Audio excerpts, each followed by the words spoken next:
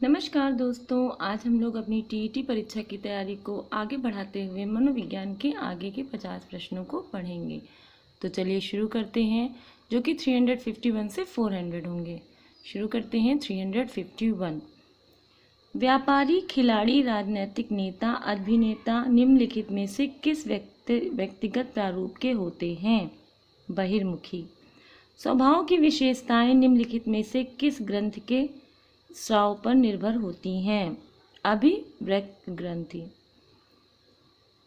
Freud के अनुसार बालक का माता पिता से निम्नलिखित में से क्या संबंध प्रमुख है? तदात्म्य का। असामान्य व्यक्ति के परीक्षण का सर्वप्रथम साधन निम्नलिखित में से कौन सा है? जीवन वृत्त विधि। व्यक्ति रोग निदान और उपचार की सर्वोत्तम विधि निम्नलिखित में से कौन सी है? प्रश्नावली पर सूचियाँ। विकास जीव और उनके वातावरण की अंतःक्रिया का प्रतिफल है। यह कथन किसका है? स्किनर का। विकास जीव और उनके वातावरण की अंतःक्रिया का प्रतिफल है, स्किनर ने कहा है।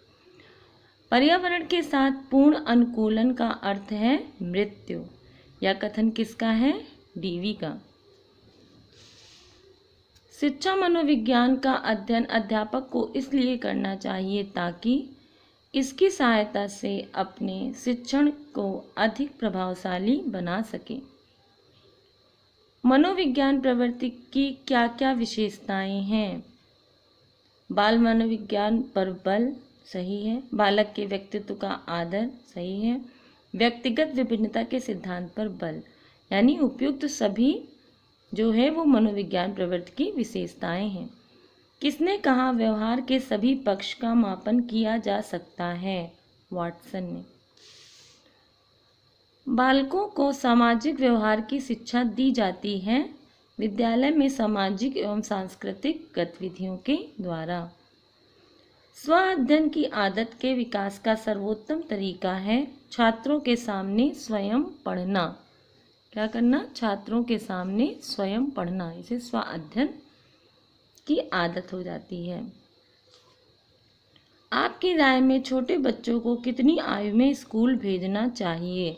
जब बच्चा बोलने लगे, जब बच्चे में पढ़ने की रुचि पैदा हो जाए, जब बच्चा 5 वर्ष से अधिक आयु का हो जाए, 4 वर्ष की आयु के बाद। तो इसका आंसर होगा 4 वर्ष की आयु के बाद ही बच्चे को स्कूल भेजना चाहिए। छोटे बच्चों के लिए बाल साहित्य उपयोगी है क्योंकि यह बच्चों में पढ़ने की रुचि बढ़ाता है। छात्रों में किसका विकास आपकी दृष्टि से सबसे कम महत्वपूर्ण है? धर्मानुराग, यानी धर्म के प्रति अनुराग कम महत्वपूर्ण है। किस स्तर की शिक्षा की समस्याएं अधिक महत्वपूर्ण और जटिल हैं? प्राइमरी स्तर की शिक्षा। प्राइमरी स्तर पर छात्रों को मातृभाषा में पढ़ाना बेहतर होता है क्योंकि इससे बच्चों की पढ़ाई स्वाभाविक वातावरण में होती है। इनमें से कौन सा सामाजिक मूल्य है? परोपकारिता सिद्धांत। बालक सर्वप्रथम कौन सी क्रिया सीखता है? भाव प्रदर्शन। छोटे बच्चों में पुस्तकें पढ़ने की नियमित आदत बनाने के लिए अध्यापक उनके लिए उच्च स्वर में पढ़ेगा। किसमें पढ़ेगा? उच्च स्वर में पढ़ेगा। पेस्टोलॉजी ने विद्यालय में किस आयु वर्ग के बच्चों की शिक्षा व्यवस्था की थी? 3 से 13 वर्ष। छात्रों के चरित्र का सबसे मुख्य गुण कौन सा है? उत्तरदायित्व की भावना। प्रारंभ से ही बच्चों की बाल साहित्य पढ़ने में रुचि जागृत करने का क्या लाभ होगा?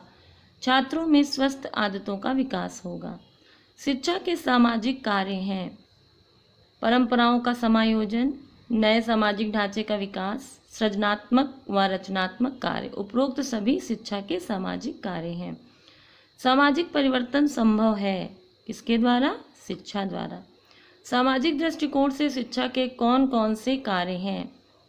सामाजिक नियंत्रण करना, व्यक्ति को सामाजिक क्रियाओं में भाग लेने के लिए तैयार करना, सामाजिक परंपरा की सुरक्षा तथा हस्तांतरण करना। उपयुक्त सभी कार्य शिक्षा के हैं। छोटे बच्चों को एक साथ बैठाकर कहानियाँ सुनाने से उनकी मिलकर काम करने की भावना पैदा होती है। भाषा सीखने का प्रभावी उपाय है वार्तालाप। शिक्षा समाज के किस पक्ष को प्रभावित करती है? धार्मिक पक्ष को, आर्थिक पक्ष को, राजनैतिक पक्ष को, यानी उपरोक्त सभी पक्ष को शिक्षा प्रभावित करती है। आप बच्चों का उच्चारण सुधारने के लिए किसी छात्र की सहायता लेंगे? नहीं। शब्द को श्यामपट्ट पर लिखेंगे? नहीं। स्वयं शुद्ध उच्चारण करेंगे? नहीं। स्वयं शुद्ध उच्चारण करके छात्र से पुनरावृत्ति कराएंगे, ये सही है। तभी बच्चों में उच्चारण का सुधार होगा। बच्चों की शिक्षा प्रारंभ होती है घर से। कक्षा के मनोवैज्ञानिक वातावरण की जिम्मेदारी मुख्यतः किसकी होती है? कक्षा शिक्षक की। भाषा शिक्षण में वाक्यों को शब्दों से पहले पढ़ाया जाता है। शिक्षण का यह सूत्र आधारित है गेस्टाल्ट प्रयोगों पर। पूर्व प्राथमिक शिक्षा है बाल केंद्रित। संपूर्ण शिक्षा व्यवस्था का आधार स्तंभ है प्राथमिक शिक्षा। किस मनोवैज्ञानिक ने व्यवहार का यह समीकरण दिया? व्यवहार बराबर कार्य, व्यक्तित्व और वातावरण, B = FP&E। किसने दिया? लेविन ने। वंशक्रम सिद्धांत के प्रतिपादक हैं मेंडल। कौन है? मेंडल। वंशक्रम संबंधी नियम है समानता का नियम, विभिन्नता का नियम, प्रत्यागन का नियम। ये सभी जो है वो वंशक्रम संबंधी नियम है। कैलिकाक परिवार का अध्ययन किसने किया? गोडार्ड ने। जन्म से लेकर 3 वर्ष की आयु का काल कहलाता है शिशुकाल। पियाजे ने कौन सा सिद्धांत प्रतिपादित किया? मानसिक विकास का सिद्धांत। मूर्त संक्रियात्मक अवस्था का काल होता है 7 से 11 वर्ष। पियाजे के अनुसार मानसिक विकास की अवस्था है इंद्रिय जनित गामक अवस्था, पूर्व संक्रियात्मक अवस्था, मूर्त संक्रियात्मक अवस्था। उपरोक्त सभी पियाजे के अनुसार मानसिक विकास की अवस्थाएं हैं। मूल प्रवृत्ति पलायन से संबंधित संवेग है भय। बालक व्यक्तियों का मुस्कान के साथ स्वागत करने लगता है दूसरे माह की अवधि में। मुस्कुरा के दूसरे का स्वागत करता है कब? दूसरे माह की अवधि में।